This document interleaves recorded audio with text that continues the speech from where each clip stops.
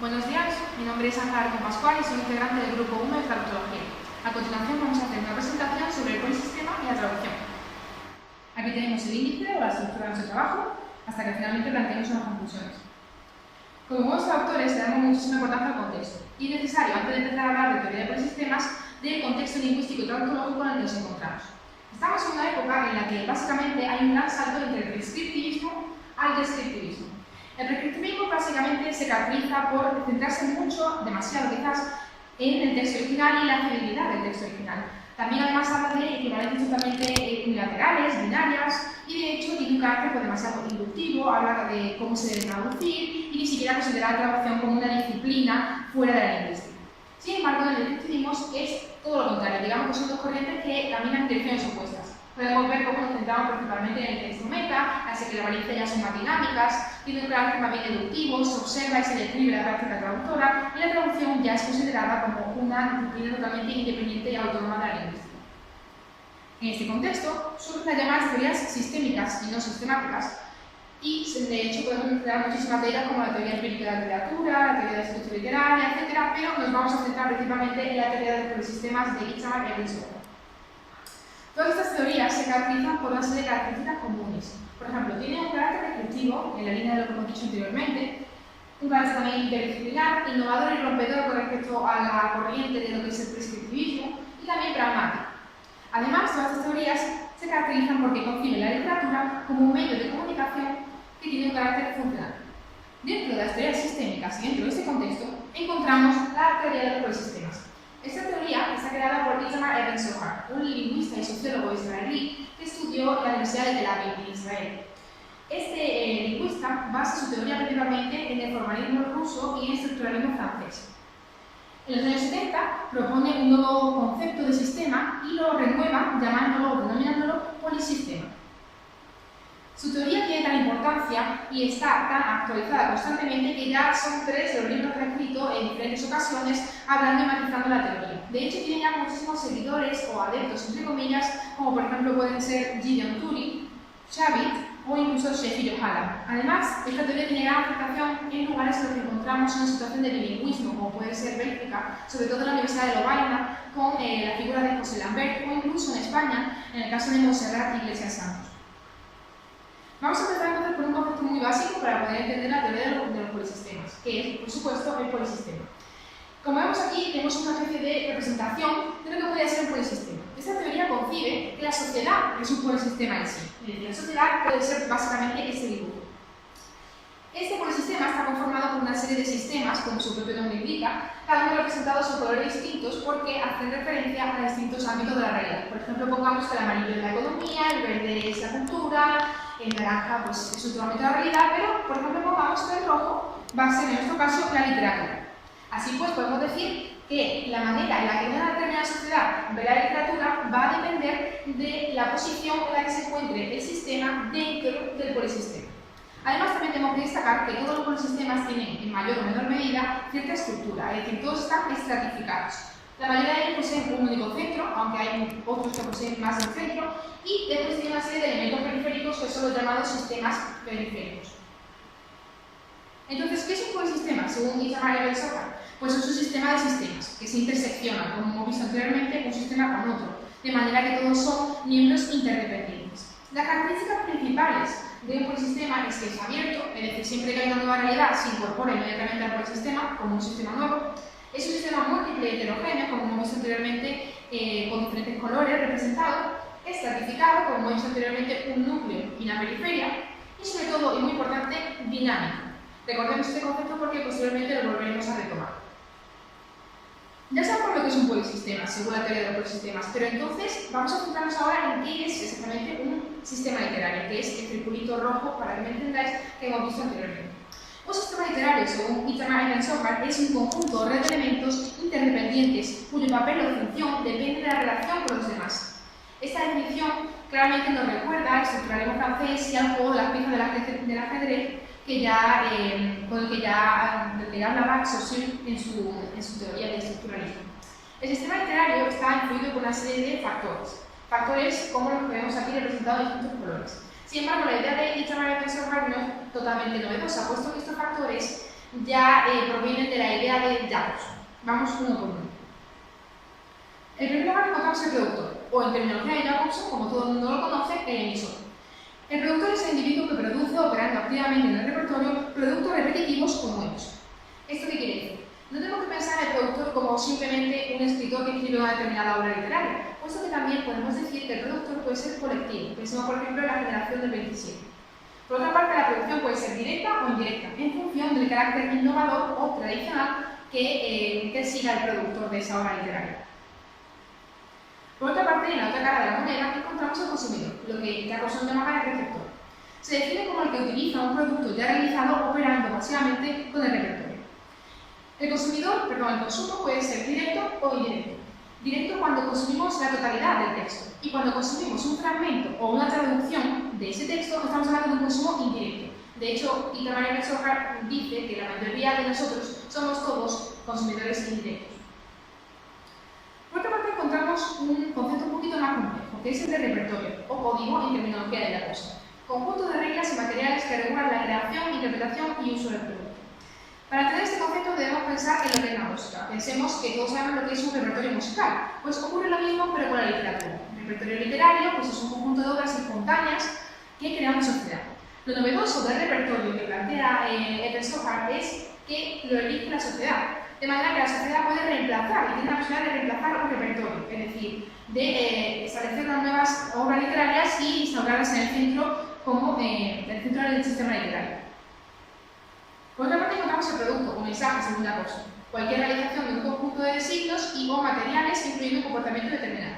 Lo importante del producto no es que solamente el consumidor consuma el producto en sí, que también, sino que también consume la función sociocultural que comporta. Pongamos, por ejemplo, el caso del teatro. Cuando vamos a ver el teatro, vamos a ver la obra literaria en sí, pero también es cierto que vamos al acontecimiento porque es un acontecimiento social y cultural. Además, Emerson-Hart matiza que no se puede nunca crear un producto sin repertorio, es decir, no podemos crear algo de la nada, sino que siempre partimos de la tradición literaria anterior. Esto nos lleva, por lo tanto, a hablar de las actividades primarias, que son las que conllevan una innovación, y las actividades secundarias, que son las estandarizadas y las que perpetúan con la tradición anterior. Todo esto se resume en lo que se llama literatura hegemónica, es la denominación general. En quinto lugar, tenemos la institución, el canal. El conjunto de factores implicados en el control de la cultura. Cumple la misma función de la institución, como la que vemos en la diapositiva. Sin embargo, el objetivo principal de la institución es el de mantener la literatura como una actividad sociocultural. Por otra parte, y por último, encontramos en la idea del mercado, lo que la tecnología de Jacobson en el contexto, la compraventa de productos. Es el lugar donde se produce la compraventa de productos. Es decir, la relación entre el producto y el consumidor se produce en el mercado. Entonces, os preguntaréis, ¿cuál es la diferencia exactamente entre institución y mercado? Pues de hecho muchos autores no conciben ninguna diferencia y aunan los dos conceptos en uno solo bajo el nombre de actividades de mediación. Pero si Emerson-Hart tuviera que hacer una distinción entre uno y otro, diría que la institución normalmente tiene decisiones que perduran más en el tiempo y de hecho es la que suele terminar el fracaso o el éxito de un determinado producto en el mercado. Pero de hecho muchos críticos dicen que no hay apenas distinción entre uno y otro. Volvamos entonces a la idea de polisistema, ¿de acuerdo? Ya sabemos lo que es un polisistema, sabemos lo que es un sistema literario, pero vamos a volver a retomar la idea de dinamismo del polisistema. El polisistema, como he dicho anteriormente, se mueve, ¿de acuerdo? Es decir, tiene movimiento. ¿Cómo se produce ese movimiento?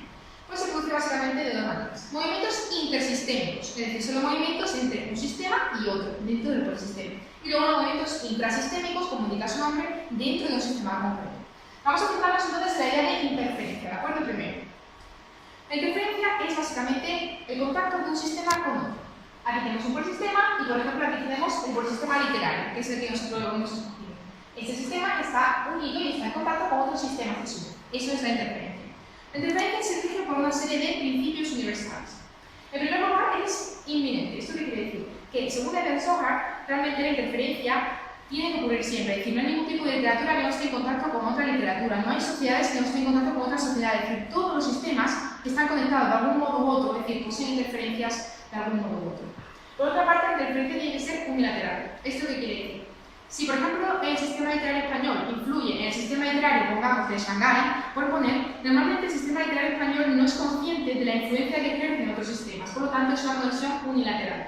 Por otra parte, también afirma que una cultura se convierte en fuente por prestigio o dominancia. Esto se ve muy claramente, por ejemplo, en el caso de Gran Bretaña o Francia, en época de colonización, cuando influía su sistema literario en el sistema literario de las colonias que estaban colonizando, para la redundancia. Entonces, digamos que no solamente se produce una invasión territorial o una invasión política, sino también una invasión literaria. Por otra parte, también podemos decir que la interferencia puede limitarse a ciertos dominios. ¿Esto qué quiere decir? Si un sistema A, un sistema fuente, influye con su literatura, o un sistema B, o un sistema receptor, normalmente no va a influir directamente en el centro, sino que va a intentar entrar por la periferia hasta llegar al centro del sistema receptor. Además, para que se dé la interferencia hay que cumplir tres condiciones esenciales. La primera es que la cultura meta sea abierta, es decir, no rechace la influencia. La segunda es que el repertorio de la cultura meta le falta algún tipo de elemento. El repertorio puede tener a veces vacío literario, entonces normalmente con el contacto de otros sistemas se suplen esos vacíos y por lo tanto se rellenan. Y la tercera condición es que el sistema fuente sea accesible para el sistema meta. Según Evert Soja, normalmente los sistemas que están en contacto unos con otros suelen ser sistemas que de por sí están próximos en lo que es el espacio o el tiempo. Por ejemplo, hablamos del caso de España, influencia normalmente más a la literatura italiana y a la francesa, por ejemplo, que pongamos a la China, pero básicamente por proximidad espacial. Volvemos entonces al tema anterior. Ya sabemos entonces cómo se produce el movimiento intersistémico, con la interferencia. Entonces, ¿cómo se produce el intrasistémico? Pues con la transferencia. Es decir, estamos aquí. Antes hemos hablado sobre el contacto que tenía ese sistema, por ejemplo, con este, ya estamos hablando del movimiento que se produce dentro de un sistema. Esto, en nuestro caso, el literario. Transferencia. La transferencia se puede producir en dos ejes principalmente: el eje sincrónico y el diacrónico. El eje sincrónico es básicamente la lucha de estratos. ¿Esto qué quiere decir? La periferia lucha por introducirse en el centro y, por tanto, sacar, desplazar el centro del sistema literario. Esto es lo que da lugar a la llamada evolución del sistema literario. En el lado totalmente opuesto encontramos el eje diacrónico, que es totalmente lo contrario. Es decir, prevalece un estrato determinado en el centro del sistema literario. Es lo que llamamos la idea de canonicidad. Vamos a explicar un poquito más detalladamente lo que es la canonicidad. Las teorías anteriores a la teoría de los polisistemas ni siquiera concebían que la paraliteratura, la literatura para niños o siquiera la literatura traducida pudiera estar alguna vez en el centro del polisistema o del sistema literario. Sin embargo, Evert Soja afirma que la canonicidad no es una característica inherente, sino que se adquiere con el paso del tiempo y con el consenso de la generación. Para que lo entendáis mejor, hay dos tipos de canonicidad: la estática y la dinámica. La estática es básicamente un bestseller. Por ejemplo, pongamos, le guste o no a menos gente, 50 sombras de Grey. Sin embargo, la canonicidad también puede ser dinámica. Esto quiere decir que una obra se sitúa en el centro del sistema literario, al igual que ocurre con la estática, pero esta vez sirve de modelo e incluso influye a literaturas posteriores. Es el caso claramente del sistema literario español del Quijote. Una vez que ya hemos explicado todo lo que es el sistema literario, todo lo que comporta el sistema literario, vamos entonces a centrarnos en aplicar ese sistema y ese sistema a la traducción. Evert Soja fue uno de los primeros en darle importancia a la traducción. De hecho, dedica ciertos capítulos, ciertas páginas a la traducción dentro de su teoría. Entonces, Evert Soja se plantea la siguiente pregunta: si la literatura juega un papel muy activo dentro del polisistema, si el sistema literario es importante en el polisistema en general y la traducción también es importante, ¿qué posición exactamente ocupa la literatura traducida dentro del sistema literario? Pues, según Evert Soja, la posición que ocupa es la periferia. Es decir, si esto fuera un sistema literario, pondríamos en el centro la literatura autóctona, la del propio país, y la traducida estaría en la periferia. Pero Evert Soja matiza lo siguiente: hay momentos, en concreto tres circunstancias o situaciones, en las que la literatura traducida puede pasar a formar parte del centro del sistema literario. Las situaciones son las siguientes. En el caso de una literatura joven, por ejemplo, pongamos el caso de Estados Unidos, cuando surgió como nación, apenas tenía literatura, por lo tanto, la literatura traducida provenía toda del exterior y era la que se encontraba en el centro del sistema. Otro caso también puede ser cuando estamos ante literaturas periféricas o débiles. En el caso de Evert Soja, habla de jerarquía de literatura dentro de, por ejemplo, el panorama europeo, de manera que los países más pequeños suelen tener una literatura más débil y al ser más débil se dejan influenciar más por la literatura traducida. Un tercer caso o situación sería en la que se producen puntos de inflexión, crisis o vacío literario. Vacío literario entendiéndolo siempre dentro del concepto de repertorio. Un ejemplo, por ejemplo, de punto de inflexión o crisis sería el de la dictadura franquista, por ejemplo, en España.